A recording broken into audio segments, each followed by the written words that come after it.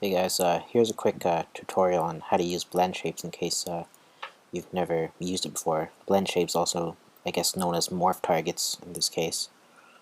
So what you do is initially, let's say you've modeled a head and you've got it like this so far. You know, this one piece here, you can select it. You know, it's got everything just the way you want it, and you gotta make sure that it is just the way you want it because once you start working on different morph targets, you really can't change anything with the model, or else it might mess up the morph target. So just make sure the head is exactly as you want it, and you know you got to do a lot of legwork in terms of the topology and making sure it works exactly as you want it. So let's say I've got all these expressions here, and what I want to do is use all of these expressions for the morph targets. I've got, for example, even like the wink. I've got two shapes here, one for each eye. So I've just right now I just put them in layers to separate it, make it easy for me to work with. So what you want to do first is select all of the shapes except for the main head, right? So now I've turned them all into view, and I selected them all, and now, you know, with those objects still selected, they're just hidden from view. Then I hold Shift and click this one so that I make sure that this is the last object I click, but I'm still selecting all the other objects. So now with this object selected, you make sure you're set to animation, and you go to create deformers, and you go to blend shape. There are other options in here, but it's not important. You can figure out this for yourself. For now, I just press blend shape, and then you notice that over here in the channel box in the inputs you have blend shapes, and over here it has each of those models represent a value here under the blend shape. And you know, you could change this to something else like a head morph targets, and you know, it's just for your own, so you don't get confused, and so you know which object you're working with. So I've actually got separate animations for eyelashes, tongue, and teeth, but right now I'm just gonna show you how to. I'm just showing you this quickly just to show you with just the head. So the eyelashes aren't going to move, but the facial expressions are. So you know, here I'm just going to turn off selection so you don't see the wireframe. So let's say under inputs I have this selected, and I do have this object selected, but because I turned off selection, you can't see it selected. I just did that so you can see the animations. For example, let's say you want a left wink with her left eye, right? You set it to 1, press enter, and you can see she's winking with one eye.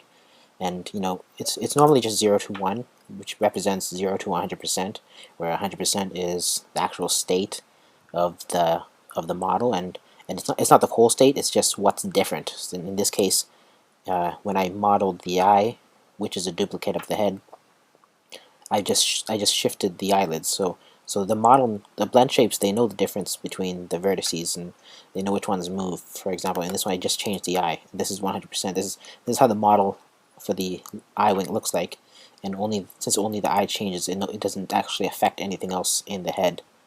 If I wanted to, I could change it to 2 to make it 200%, but then that'll get a weird effect.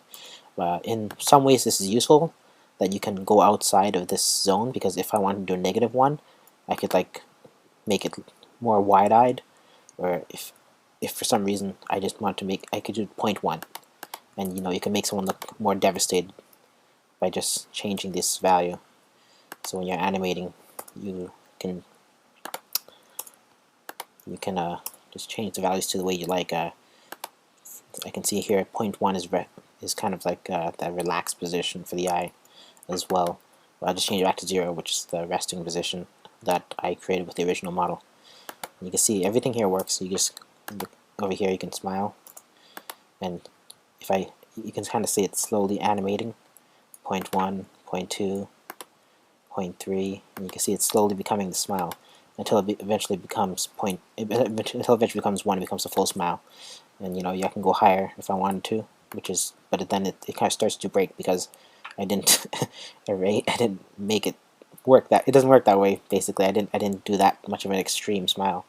If I were going to do that, I would probably do a completely separate model and animate using that instead of just making one smile, which is totally extreme, because you know, you just want to have a normal smile. can see it's different shapes. Oh, I have a grin. I also have a, I can change, I'm going to set morph targets for the teeth as well. So when they're grinning, I don't want the bottom teeth to show, because I just want a kind of this funny smile. Then, you know, you can just change it back. And I'm going to set these 3 teeth as morph targets for this teeth. I have these 2 tongue states for this tongue, and I'm going to set those all as morph targets, and then just delete these extra shapes when I'm done and they're saved. Now make sure you don't delete the history, because if you delete the history, you'll lose all your morph targets. There is a way to delete the history by going to Edit, Delete History, except, and then there's an option to not delete the deformer history. But for the most part, when I'm modeling, I try, once I have everything completed, I try not to touch the history. Even though it cleans stuff up and makes it run faster, I just try not to touch it. So yeah, that's pretty much it. You can see everything's working.